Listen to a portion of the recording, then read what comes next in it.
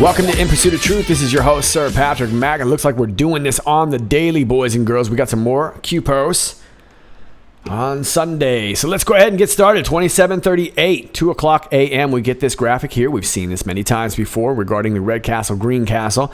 And then we get this Twitter link right here to Dan Scavino Jr. After declaring a national emergency, President Donald Trump is briefed by U.S. Army Chief of Engineers, Commanding Lieutenant General Todd T. Semonite, on the status to date of the border wall and all future constructions to begin along the southern border. And there they are, checking it all out right there.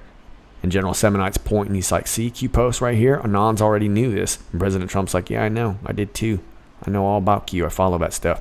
All right, so Q says, Army Chief of Engineers, all future construction. How long have Anons known? Well, we've known since probably March, right? Fake news attacking us daily indeed. The Q trolls are out. They're active. They're printing articles, and they're down below in the comment section. Democrats are predictable, stupid indeed. Nothing to see here, Q. Okay, well, we've talked about this at great length. We've known for a long time that the Army was going to get started on this, and now it looks like the rest of the world is starting to figure this out too. Looks like the Corps is also looking to work on this Keystone Dam. Corps eyes aging Keystone Dam design operation with 21st century tech. This is from TulsaWorld.com. Thanks to the Anon who sent me this. Now, the Army Corps of Engineers actually built this dam back in the day, and there it is right there. The U.S. Army Corps of Engineers is reevaluating operations at Keystone Dam with an eye towards improved technology and the remote potential for a more dangerous set of weather and water level parameters than could have been imagined when it was designed. New information considered as part of the Keystone Dam safety modification study means a little piece of Oklahoma meteorological history is fading into the past with the beginning of the study in the first public workshop held earlier this week at the Case Community Center in Sand Springs. The workshop was an early step in introducing the study and asking the public for any early thoughts or concerns about the dam and what they would like the Corps to consider as it looks at the facility and how it is operated. Those thoughts could be about recreation and fishing, flood control, or any other shoreline or in-river concerns or developments, said Tulsa District Corps biologist Brandon Wadley. I guess that's Wadley. I'm not really sure what's going on right there with the print. But anyway, so there you go. I thought this was pretty interesting for those of you who are familiar. Q has mentioned the Keystone many times. Now, I'm not so sure that this is the Keystone that Q is referring to. Could be. But I just thought that was kind of clever, and I thought you guys might like to check this out. But yeah, they built this back in the day, and they're just looking on improving it. And I thought this was very interesting, this coming out here on February 14th. Post 27:39, 55 minutes after the hour of 2. We get this Twitter link right here. Q says on the daily, and it takes us back to Carpe Donktum, who's got a different video up here. The Twitter fight at No Wall Corral. Now, if you guys remember, Carpe Donktum, he posted a video and then the president retweeted it, which was really cool. Now, guys, please don't send me that anymore. I got hundreds of it in my email this morning. I've already seen it. Thank you very much, though. But this is a different one here, and I will try to play this for you. I can't play the other one because it's got an REM song, and the band REM got all freaked out and butthurt about it because it was their music. Now, I'm kind of on the fence with this because those of you who know, I am a musician. So I understand wanting to be taken care of for your music, but this seems to be that they didn't like it applied to the message that it gave. So like I said, I'm kind of on the fence with that, and that's not really the point I want to debate, but it was still a funny video, no less. This one is funny too. It's about a minute long, and hopefully I won't get hit by copyright, but I'm going to try and play it for you right here. Let's check it out. The president went down to the border earlier today to get a look at the situation down here. He declared that the nation is under attack on the border, but that is only one of many misleading statements he's made throughout the day as he's in hot pursuit of that wall. Frankly, that is how we make America great again. We're not seeing any kind of imminent danger. There are no migrants. You are a rude, terrible person. You are the enemy of the people.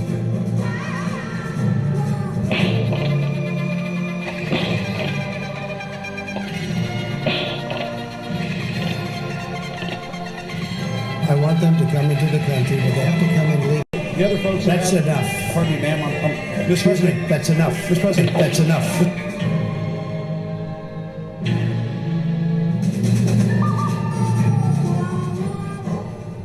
Didn't just wreck him, he donked him.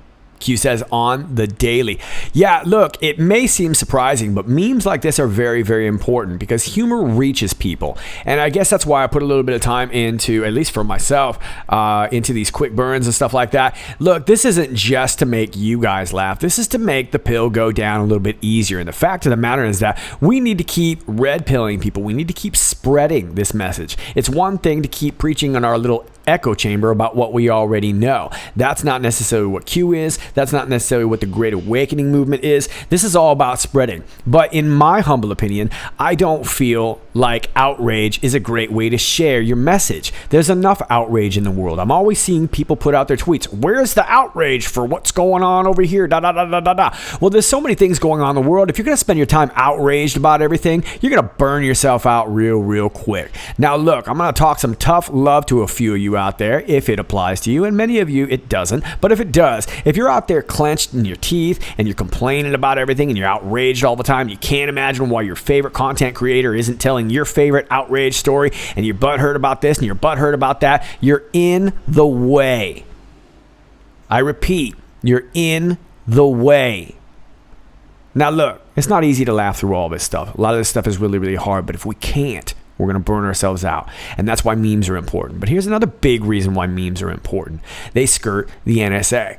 So if I got something like this, and of course this is just the nearest meme, it's more of a graph, but the fact of the matter is that you're telling the story in pictures. It's comprehensive, it tells everything it needs to tell, and if it adds a little bit of humor, it's even better. But the important thing is that instead of getting your tweet shadow banned or your post banned or blocked or removed or whatever, oftentimes these memes can slip by unnoticed. That's because some of their detection software can't pick a lot of it up, especially if you use a lot of layers. And if you understand people who understand Photoshop, using all these different pictures create different layers within the picture. And if they're multi-layered, it's even harder for them to read. I'm not sure if all of you will understand that. But the point is that's why memes are so important. So we got to get them out there. We got to get people laughing.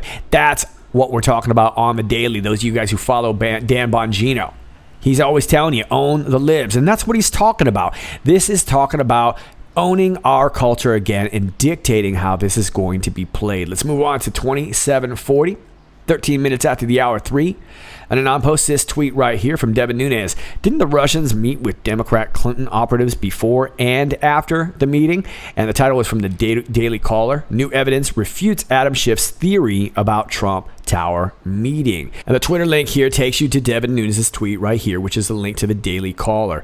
Q posts this right here, 2043 from back in August 31st. And this was regarding this special approval visa for Natalia Veselnitskaya and how it related to all these FISA warrants on Manafort, Papadopoulos, Page, and Flynn.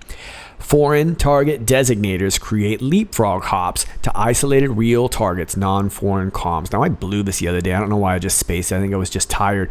But what this essentially means is that you've got these foreign target designators, okay? We're just going to say we'll use Manafort or Papadopoulos. We're spying on Papadopoulos, right? We think he's up to something, so we're going to get a FISA warrant out on him. But now Papadopoulos is talking to this guy, and this guy's talking to this other guy. It's kind of outside his circle of friends. So we're going to make a hop, and we're going to start spying on some of those right there. That's what some of these leapfrog hops are. So it essentially what it allows them to do each time you go outside that circle to another social circle, that's like another hop right there. And that's what was happening with these FISA warrants. It wasn't that they really wanted to spy on Carter Page and Papadopoulos. They knew they didn't have anything there. They wanted to just use that as the guys, right? But what they really wanted to do is isolate real targets outside of that, make those leapfrog hops outside of that social circle. Somebody must be talking to somebody like, I don't know, Donald Trump Jr. maybe. Okay, and so that was how this all got set up with Natalia Veselnitskaya. You have more than you know. Why did Aunt Loretta Lynch, Attorney General of the United States, grant special entry to Natalia Veselnitskaya? Don Jr. set up meeting? Yeah, likely she was the one who set up the meeting, and she was likely trying to set up Don Jr. And Aunt Loretta wanted to make that happen. That would have pinned a Russian connection on them. That's what they were trying to do this whole time. Now, back in 2015, Natalia Veselnitskaya, she was denied a visa entry. She was representing Denis Katsev, Perséphone Holdings, right? And he had gotten busted with a ton of laundered money. I think it was like $230 million.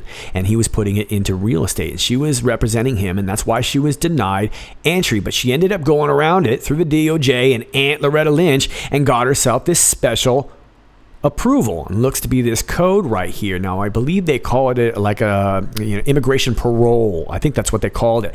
And so she ended up getting in under this sort of special circumstance. Well, what's so special about her? It looked like they didn't want her in. She had been denied a visa.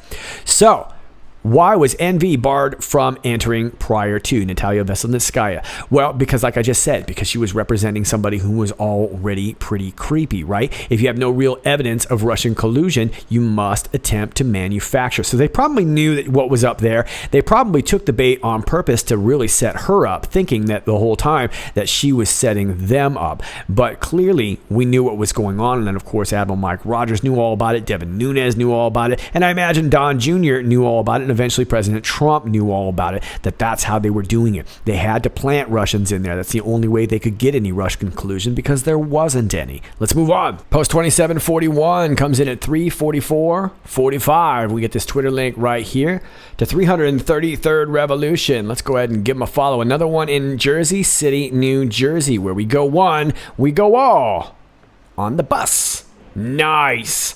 Q says, bigger than you realize. Purpose of fake news attacks, slow growth / reach. Q. Yeah, if they're going to be writing all these hit pieces on us, it must mean something, right? I mean, after all, if we were something to just kind of scoff at, you wouldn't even bother wasting your time if you were big bad NBC or CNN or Washington Post or whatnot, Huffington Post, Daily Beast. You get the idea. If these guys weren't threatened by Q at all, they wouldn't write about Q. They wouldn't be trying to smear Q. But it's growing bigger and bigger and bigger, and the NBCs of the world, the CNNs of the world are in a panic. Let's move on to 2742. We get another Twitter link right here.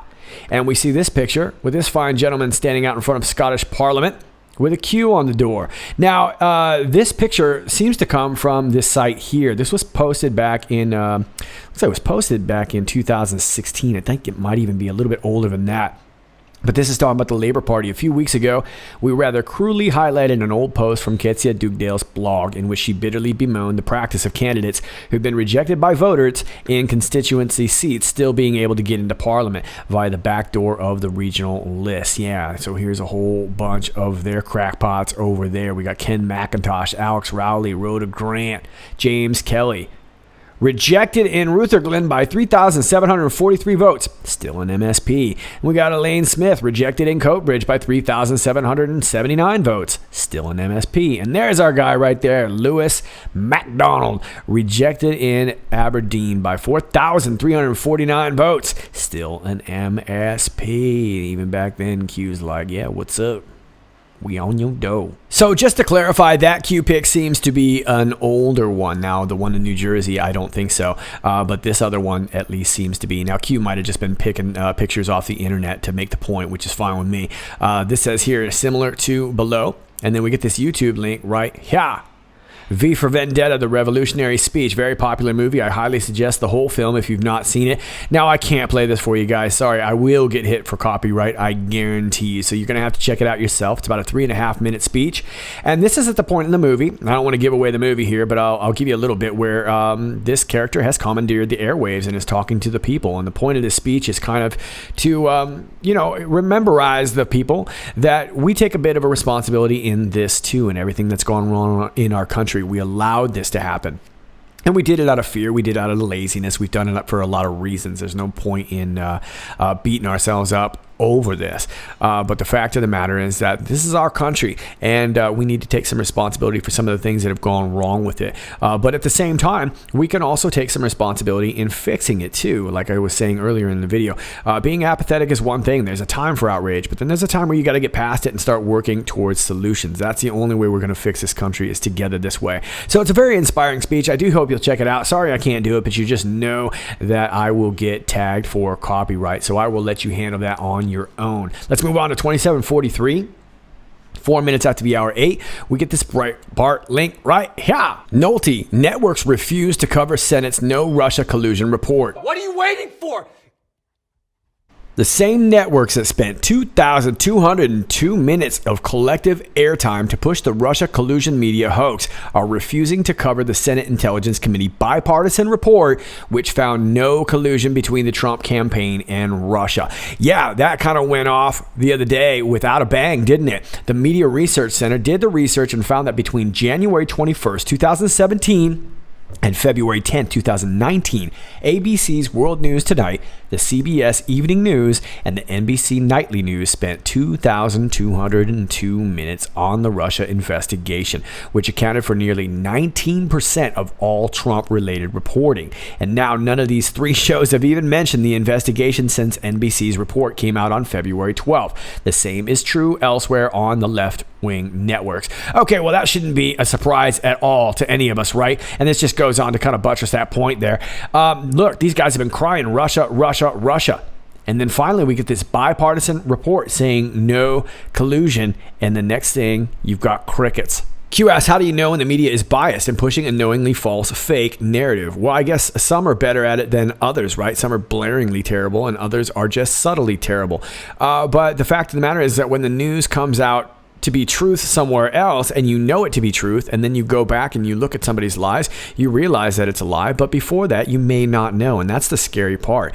There are people out there that may watch a little bit of CNN and then decide they're going to jump over to NBC because they think they're getting something different, and that's not necessarily the case. And although a lot of people who tend to watch this channel obviously tend to be a little bit more conservative, not everybody is, but it's the same with Fox too. Fox is giving us kind of that same stuff all the time too. We don't have a whole lot of choices, and that's the reason why we have so much new news media, and that's why we have QAnon, and that's why they hate it so much, because we're telling them the truth.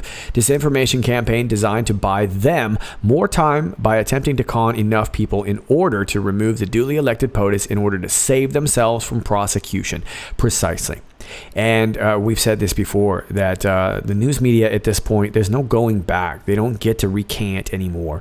They're going to go ahead and double down on these lies, because at this point it's CYA for them too. We all know that this is sedition right here. They were involved. I told you yesterday about the Washington Post, their connection with Amazon and the DNI cloud servers. This is direct involvement right here. The Steele dossier.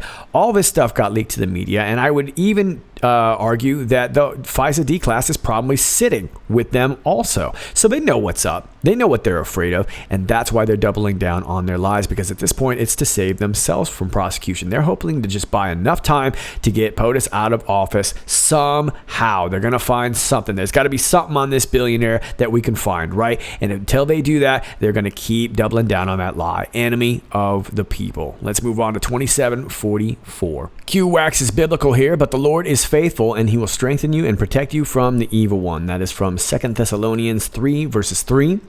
Then we have God is our refuge and strength, an ever-present help in trouble, from Psalm 46 verse 1. And lead us not into temptation, but deliver us from the evil one. Matthew 6:13. By the way, do people still put John 3:16 up at football games? I remember that used to be such a big thing. I wonder if people still do that anymore. You can tell me down below. And we got a brand new Q post right here, 27:45, 39 minutes after the hour of 12. We get this Fox News link right here. Former top FBI lawyer, 2 Trump cabinet officials were ready to support 25th Amendment effort. Former top FBI lawyer James Baker, in closed-door testimony to Congress, detailed alleged discussions among senior officials at the Justice Department about invoking the 25th Amendment to remove President Trump from office, claiming he was told Deputy Attorney General Rod Rosenstein said 2 Trump cabinet officials were ready to support such an effort. The testimony was delivered last fall to the House Oversight and Judiciary Committees. Fox News has confirmed portions of the transcript.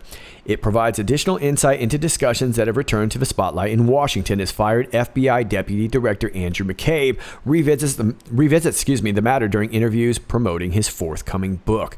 Baker did not identify the 2 cabinet officials, but in his testimony, the lawyer said McCabe and FBI lawyer Lisa Page came to him to relay their conversations with Rod Rosenstein, including discussions of the 25th Amendment. I was being told by some combination of Andy McCabe and Lisa Page that in a conversation with the Deputy Attorney General, he had stated that this was what was related to me, that he had at least 2 members of the president's cabinet who were ready to support. I guess you would call it an action under the 25th Amendment, Baker told the committees. The 25th Amendment provides a mechanism for removing a sitting president from office. One way that could happen is if a majority of the president's cabinet say the president is incapable of discharging his duties. Rosenstein, who still works at Justice Department, but who is expected to exit in the near future, has denied the claims since they first surfaced in the media last year. All right, now let me take you down to a bit of the testimony here. During the closed-door hearing, the former FBI lawyer told lawmakers he could not say whether Rosenstein was taking the initiative to seek out cabinet members. Question: do you know what direction that went? Was it Mr. Rosenstein seeking out members of the cabinet looking to pursue this 25th Amendment approach, or was it the other way around? Baker says, what I recall being said was that Deputy Attorney General had 2 members of the cabinet. So how they came to be had, I don't know. But question: so he had 2 members, almost like he was taking the initiative and getting the members?